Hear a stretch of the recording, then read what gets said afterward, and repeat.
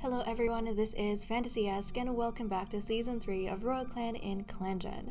When we left off, it was an exhilarating moon marked by the much anticipated announcement of a pregnancy and the gradual transition of Royal Clan to a new generation of cats. During this period, a few cats did pass away, but the deaths were peaceful and the result of lives well lived. It is now moon 171 in the first turn of Greenleaf. Let's see what happens next. So guys, the main events for this moon is definitely going to be a topic of discussion, but let's get into it.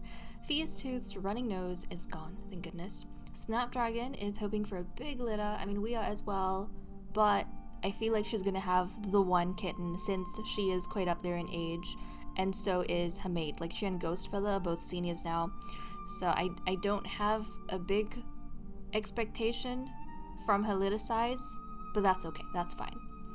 I'm sure even just one kitten is going to be very special between the two of them. And then this is where things get a little bit out of hand. Lotus Gaze asked Cinnamon Tail out after Cinnamon Tail talked with his mates. Because he has two mates now. Lotus Gaze and Cinnamon Tail have become mates.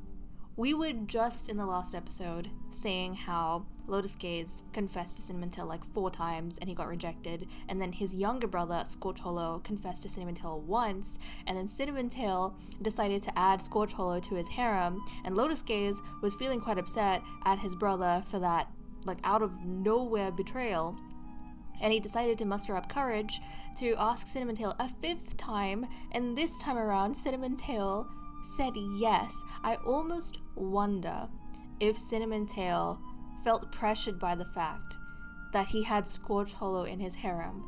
So then he was kind of thinking to himself, like, I've already accepted one brother. It's gonna be odd if I am making all these excuses not to accept Lotus Gaze as well. I mean, I don't know what his reason could be for finally accepting. You'd think if he was going to accept the 5th time, he would have accepted one of those other times that Lotus Gaze had confessed, but I kind of feel like Scorch Hollow being in Cinnamon Tail's harem has something to do with this. But maybe this is gonna fix the relationship between Lotus Gaze and Scorch Hollow a bit more, I don't know. I could kind of see Scorch Hollow, like, speaking in his brother's favor as part of Cinnamon Tail's harem and saying that, you know, he's loved you for so long, like, give him a chance. But then Lotus Gaze not understanding that and seeing his brother as a bit of a rival. I don't know. This is intriguing though. We've got a love square happening. And then Lotus Gaze has gotten heat exhaustion. Following that, Scorch Hollow leapt from a rock, but he didn't quite land right. Hey. In the medicine cat den, Lotus Gaze has heat exhaustion. Snapdragon is pregnant, of course, Scorch Hollow has a sprain, and Ghostfella is grief-stricken. Thankfully, you don't have anything minor. In terms of the log, Ghostfella was given Poppy as treatment for grief-stricken, Fierce-Tooth recovered from a running nose, and then Freeze for gathered time this moon. Now let's have a look at the relationship events. Flare-Freckle bestows wisdom onto Burn Lion. Flare-Freckle is grossed out by something Bone Beetle did. King Foxstar and Ghostfella keep trying to figure out what a bad smell in camp is. King Foxstar prevents something from falling on Scorch Hollow. Ghostfella sees Burn Lion whispering suspiciously to a clanmate. Though Ghostfella asks around, he can't find Fierce-Tooth anywhere. Freeze-Fur feels like King Foxstar wasn't listening to him. Freeze-Fur, Cinnamon Tail, and King Foxstar had a nice talk while eating. Freeze-Fur basks in the sun with Bone Beetle. Cinnamon Tail has to snap Snapdragon out of a daze to ask a question. Burn Lion takes the sunny spot that Cinnamon Tail was about to lay in. Fierce-Tooth saw Ghostfella being considerate. Fierce-Tooth always asks where Hazelslip is. I think Hazelslip is her favorite child, if I'm not mistaken. I think so. Yes. Hazelkit was her favorite child, and still is. Flare-Freckle motivates Snapdragon to do something difficult. Hazelslip stands up for Snapdragon during a patrol. Bone Beetle insulted Lotus Gaze's looks behind his back and thought Lotus Gaze didn't hear it. Bone Beetle, that is mean, especially because Bone Beetle and Lotus Gaze are my two favorite cats within their litter. They look pretty, like both of them look pretty. Why would you insult his looks? That's mean. Lotus Gaze thanks Burnline for covering for him during a patrol earlier. Lotus Gaze just barely missed a mouse, but Cinnamon Tail caught it right after, handing it off to him. Oh. Okay. I mean, just based off of this, it kind of, like, if that's the only interaction they had before Lotus Gaze became mates with Cinnamon Tail and did his, like, 5th confession, I kind of feel like Lotus Gaze was almost feeling defeated by Cinnamon Tail's constant rejection, and then him accepting his younger brother instead.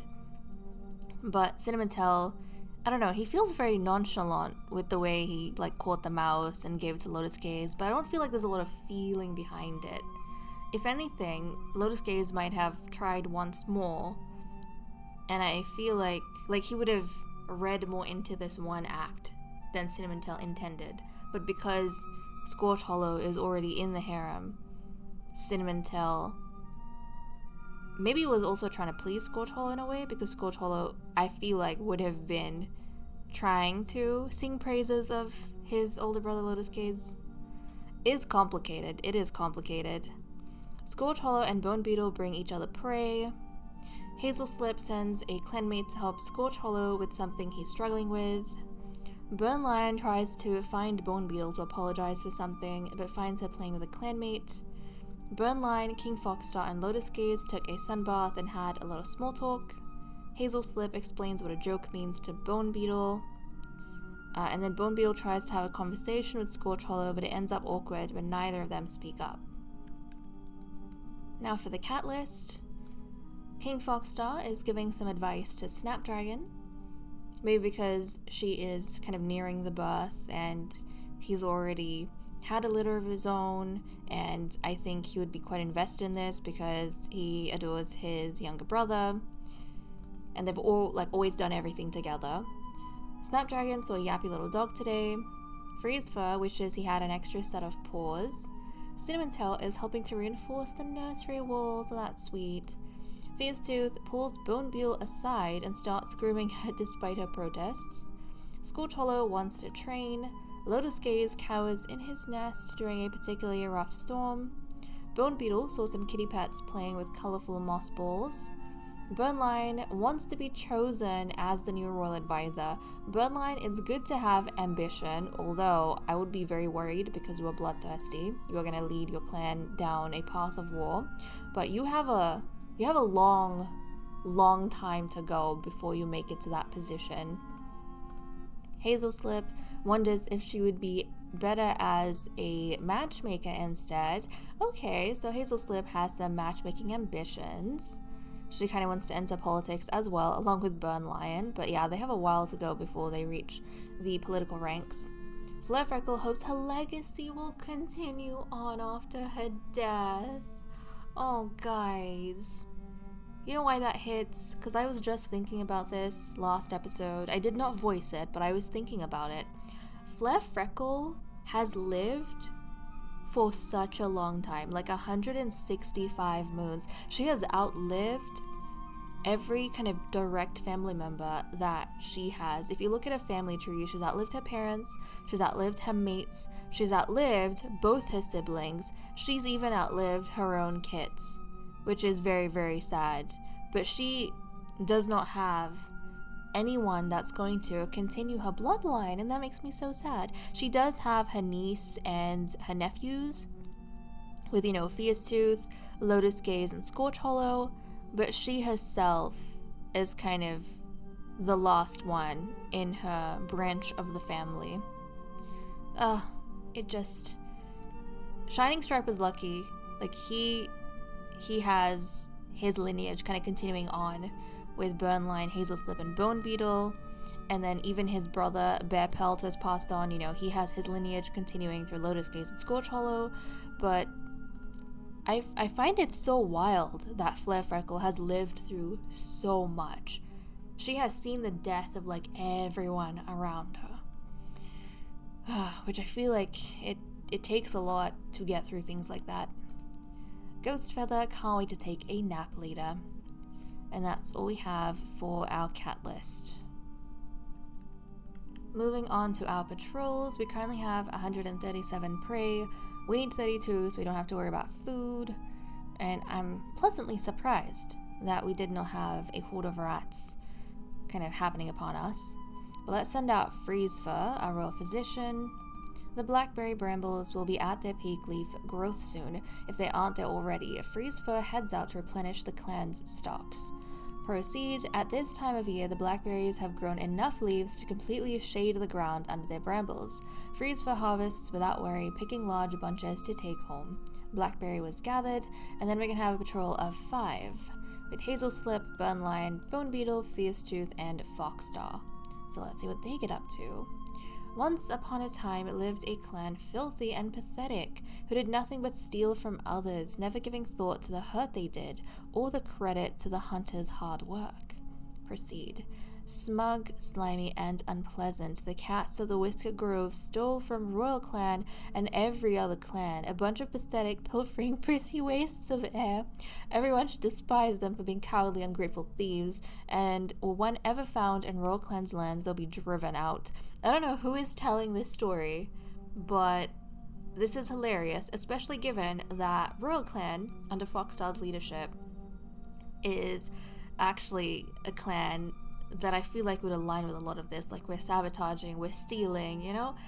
So, Foxstar, like, who are you talking about exactly? And that's all we managed to get done. And that's all we have for this episode. There was a surprising love square, with Lotus Gaze finally becoming Cinnamon Tail's mate and joining his harem after his 5th confession. Well, it seems his brother Scorch Hollow had much to do with changing Cinnamon Tail's mind. Time will tell whether Lotus Gaze understands his intentions. With that said and done, I'm going to leave off here. Thank you so much for watching. I hope you all enjoyed, and I will see you all next time. Bye-bye.